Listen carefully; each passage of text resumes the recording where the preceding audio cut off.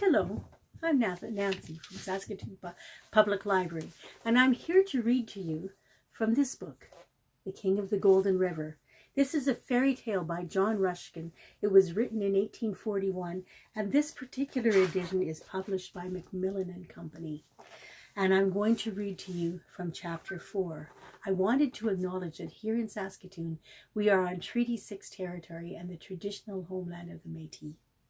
And now, Chapter 4, How Mr. Schwartz set off on an expedition to the Golden River and how he prospered therein. Poor little Gluck waited very anxiously alone in the house for Hans's return. Finding he did not come back, he was terribly frightened and went and told Schwartz in the prison all that had happened. Then Schwartz was very much pleased and said that Hans must certainly have been turned into a black stone and he should have all the gold for himself. But Gluck was very sorry and cried all night. When he got up in the morning, there was no bread in the house nor any money. So Gluck went and hired himself to another goldsmith, and he worked so hard and so neatly and so long every day that he soon had enough money together to pay his brother's fine. And he went and gave it all to Schwartz, and Schwartz got out of prison. Then Schwartz was quite pleased and said he should go and have some of the gold of the river. But Gluck only begged he would go and see what had become of Hans.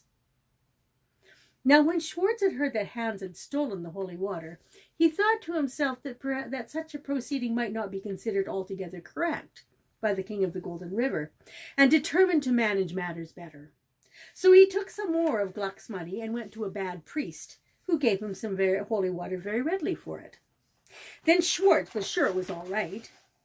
So Schwartz got up early the next morning before the sun rose, and took some bread and wine in a basket, and put his holy water in a flask, and set off for the mountains. Like his brother, he was very much surprised at the sight of the glacier, and had great difficulty in crossing it, even after leaving his basket behind him. The day was cloudless, but not bright. There was a heavy purple haze hanging over the sky, and the hills looked lowering and gloomy. And as Schwartz climbed the steep rock path, the thirst came upon him as it had upon his brother, and he lifted his flask to his lips to drink. Then he saw the fair child lying near him on the rocks, and it cried to him and moaned for water. "Water indeed," said Schwartz. "I haven't half enough for myself," and passed on. And as he went, he thought the sunbeams grew more dim, and he saw a low bank of black cloud rising over the west. And when he climbed for another hour, the thirst overcame him again, and he would have drunk. Then he saw the old man lying before him on the path, and heard him cry out for water. "Water indeed," said Schwartz. "I haven't half enough for myself." And on he went. Then the light seemed to fade from before his eyes, and he looked up, and behold, a mist of the color of blood had come over the sun, and the bank of black cloud had risen very high, and its edges were tossing and tumbling like the waves of the angry sea, and they cast long shadows which flickered over Schwartz's path.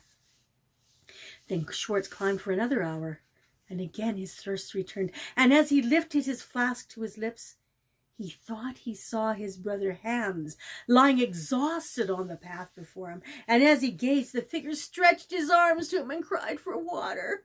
"Ha, ha!" laughed Schwartz. "Are you there? Remember the prison bars, my boy? Water indeed! Do you suppose I carried it all the way up here for you?"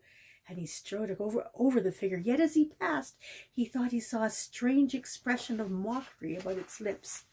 And when he had gone a few yards further, he looked back, but the figure was not there. Here's a picture of him standing at the top of the river.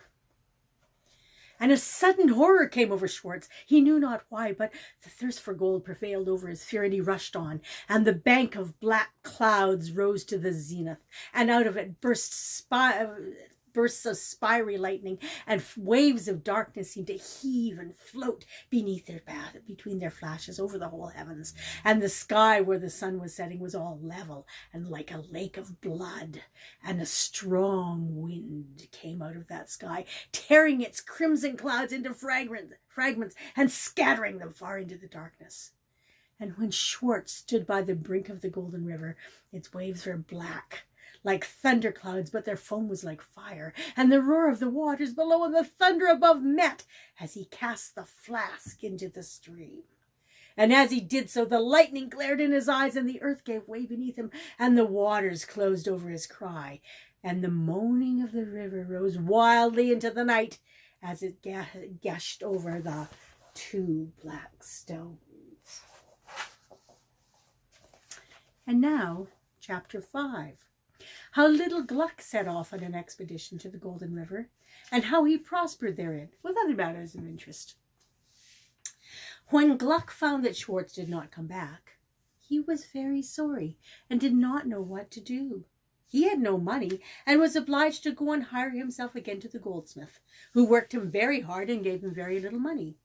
So after a month or 2, Gluck grew tired, and made up his mind to go and try his fortune with the Golden River. The little king looked very kind. He thought, I don't think he will turn me into a black stone. So he went to the priest, and the priest gave him some holy water as soon as he asked for it. Then Gluck took some bread in his basket and a bottle of water, and set off very early in the morning for the mountains. If the glacier had occasioned a great deal of fatigue to his brothers, it was 20 times worse for him, who was neither so strong nor so practiced on the mountains. He had several very bad falls, lost his basket and bread, and was very much frightened at the strange noises under the ice. He lay a long time to rest on the grass after he had got over, and began to climb the hill just in the hottest part of the day.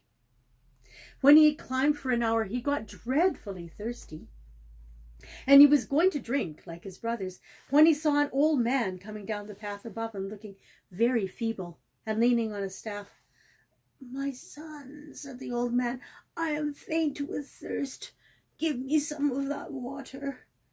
Then Gluck looked at him, and when he saw that he was pale and weary, he gave him the water. Oh, only pray don't drink it all, said Gluck. But the old man drank a great deal, and gave him back the bottle 2/3 empty. Then he bade him good speed, and Gluck went on again merrily.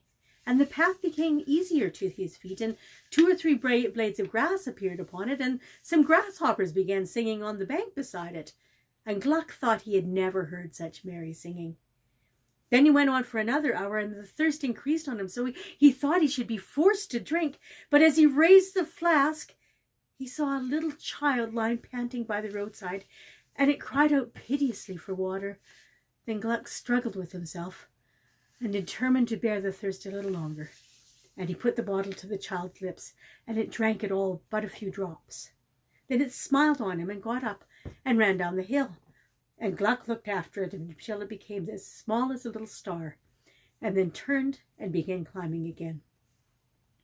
And then there were all kinds of sweet flowers growing up on the rocks, bright green moss with pale pink starry flowers, and small soft-belled gentians, more blue than the sky at its deepest, and pure white transparent lilies, and crimson and purple butterflies darted hither and thither, and the sky sent down such pure light that Gluck had never felt so happy in his life. Yet when he had climbed another hour, his thirst became intolerable again, and when he looked at his bottle, he saw that there were only 5 or 6 drops left in it, and he could not venture to drink. And as he was hanging the bottle to his belt again, he saw a little dog lying on the rocks, gasping for breath, just as Hans had seen it on the day of his ascent. And Gluck stopped and looked at it, and then at the Golden River, not 500 yards above him. And he thought of the dwarf's words, that no one should succeed except in his first attempt. And he tried to pass the dog, but it whined piteously, and Gluck stopped again. Poor beastie, said Gluck, it'll be dead when I come down again if I don't help it. Then he looked closer and closer at it, and its eyes turned on him so mournfully that he could not stand it. Confound the king and his gold too, said Gluck, and he opened the flask and poured all the water into the dog's mouth. The dog sprang up and stood on its hind legs. Its tail disappeared, its ears became longer, silky, golden, its nose became very red, its eyes very twinkling, and in 3 seconds the dog was gone, and before Gluck stood his old acquaintance, the king of the Golden River. Thank you, said the monarch. But don't be frightened, it's all right.